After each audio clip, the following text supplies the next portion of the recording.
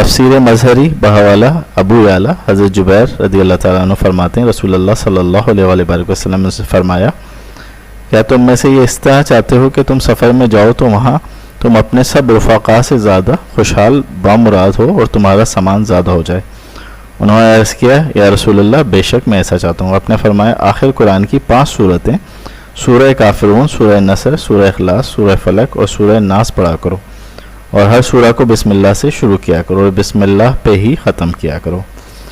حضرت جبیر رضی اللہ تعالیٰ عنہ فرماتے ہیں اس وقت میرا حال یہ تھا کہ سفر میں اپنے دوسرے ساتھیوں کے بالمقابل مفلس اور خستہ حال ہوتا تھا۔ جب رسول اللہ صلی اللہ علیہ وآلہ وسلم کی اس تعلیم پر عمل کیا تو میں سب سے بہتر حال میں رہنے لگا۔ اس حدیث اور دلالت النص سے معلوم ہوا جو کوئی ان 5 صورتوں کو نماز میں یا چلتے پھرتے یا خاص کر سفر میں اس طرح سے پڑھے گا کہ شروع میں بسم اللہ اور آخر میں